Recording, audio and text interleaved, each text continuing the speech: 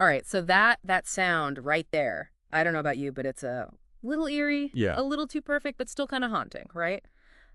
That version of Somewhere Over the Rainbow, Hmm. hold that in your mind for a second. Now picture like rows and rows of servers, blinking lights, almost like a digital heartbeat, you Yeah. know? Yeah.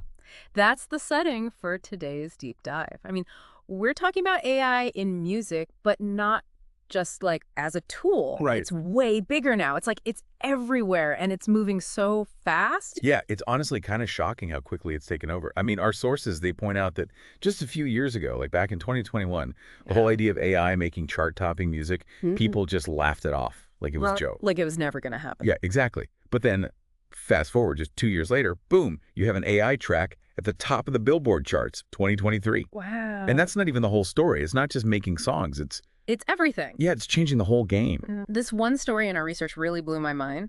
There's this producer, right? And he's in his studio listening to two tracks. He can't tell which one is made by humans, with all the instruments and the sweat and the creativity, Yeah.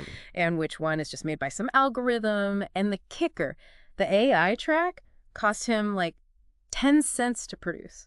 10 cents! Yeah, you think about that. It's insane. 10 cents versus, I mean, you know what it costs to get real musicians, studio time, all that. It's wild. And you know what this means, right? It's not just about one song or one This artist. whole industry, everything could change. Exactly. The way music is made, funded, even how we value it, it's all up in the air now.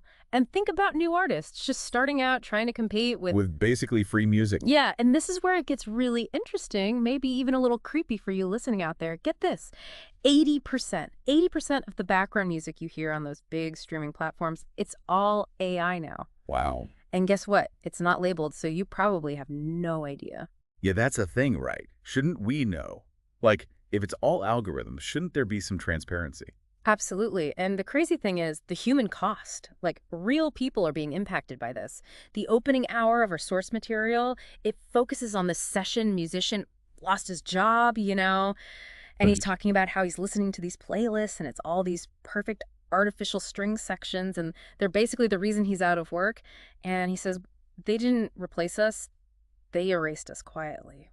Just powerful stuff. Yeah, it's that quiet part that's really scary. It's not like a big fight. It just kind of fades away. So how did we even get here? That's what we're going to unpack in this deep dive, the whole story. How these AI models learned, where they got all their data from, these fake artists popping up, and then the people fighting back. It's a wild ride. Yeah, and it starts with this, they call it the Great Data Heist in our sources. Basically, there's this document, internal document. It's called, get this, Project Orpheus Dataset Acquisition. Sounds ominous. It does, right. And this document, it lists something like 50 million songs. And this is what they used to train the AI. Apparently, a lot of it was without permission. Like, they just took it. Wow. And the way they categorize it is like emotional valence, like how happy or sad the music makes you feel. Interesting. And cultural significance, like how important it is in different cultures. It's crazy, like they just vacuumed up all this human creativity. Yeah, it's not just learning, it's like absorbing the soul of the music. Right, and there's this musicologist in Nashville. She was looking at AI-generated country songs, and she said it was like audio taxidermy. Whoa, what does that even mean? Like they were taking these fiddle riffs, these little vocal quirks, straight from real recordings, just copying them. No kidding. Yeah, it's not even inspiration, it's just straight up plagiarism. So who owns that music then? Like, if the AI learned from copyrighted stuff, is it even legal? Yeah, that's a huge legal mess that the music industry is trying to figure out right now. Copyright is basically out the window. And it's not just country music. This is happening everywhere. There's this producer in Lagos. He was listening to this AI-generated Afrobeats track, right? Right. And he's saying it's just taking these complex Yoruba rhythms and turning them into these super basic loops. He called it colonialism automated. Like it's just flattening all these different cultures. That's a powerful way to put it, you know?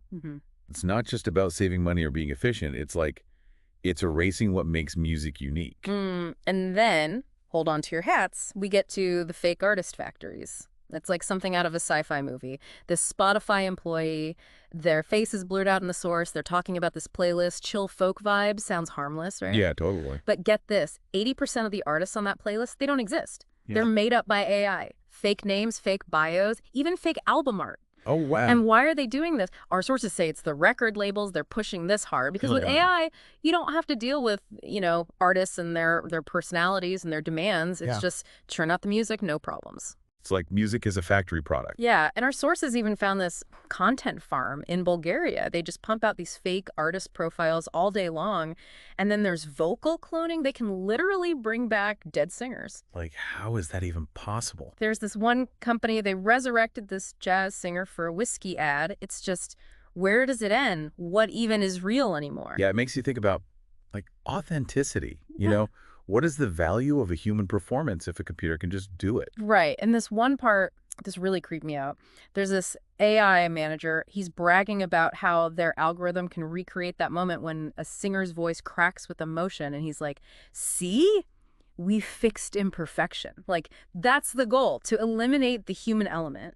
It's so backwards, like those imperfections. That's what makes music real. That's what connects with us. But thankfully, it's not all doom and gloom. Our sources also talk about the resistance. These are the people fighting back against the AI takeover. That's good to hear. There's this one image, 100 musicians, all playing these clashing, discordant sounds like a chaotic choir. And they're doing it right outside a big tech company, right where they make the AI. It's a powerful statement, like human creativity is still alive. Yeah, and they're doing it in all kinds of ways. Some programmers are making this poisoned data, like trying to mess up the AI's learning. Like a virus. Yeah, exactly. And then you have the legal stuff, trying to protect artists, especially dead ones, from being cloned and exploited. And there's even this analog pushback, like artists putting anti-AI messages in their vinyl records. Wow, that's cool. It's like a real David and Goliath situation, Right. Big tech versus these artists and activists trying to save the soul of music. Totally. There's this one story, this composer, she took all her personal journals, her whole life's writing, and fed it into an AI. And then she destroyed everything it made. She said, I'd rather silence than surrender. Chilling. That's powerful. Like, she's saying her art is more than just data. And the resistance section ends with this manifesto from this hacker group. They say, if creativity becomes a commodity, we will make it a virus, like a threat almost. Yeah, it's a warning. Like, don't mess with art. Now, the final hour of our source material, it takes a really interesting turn. No more narration, no more interviews, just these stark images and sounds. Okay. Like you see a street violinist playing, close up on their fingers, all calloused and worn, and then cut to a robot hand playing the exact same thing perfectly. Oh. Or you hear a choir taking a breath before they sing, then an AI just holding a note forever. No breath needed. Interesting. Like, it's making you feel the difference. Exactly. No explanations. Just feel it. And there's this one part really stuck with me. A child's music box playing this simple tune. Okay. But one note is a little off, like a kid playing. And then the AI fixes it, takes out the off-key note. It's so sterile, so wrong, And the camera just sits there for a full minute, just silence. It's haunting. That silence is so loud. It's like, what are we losing when we try to make everything perfect? And then the last line of the whole thing, it's an AI voice talking over this old recording studio, and it says, would you like me to generate something nostalgic? It's chilling.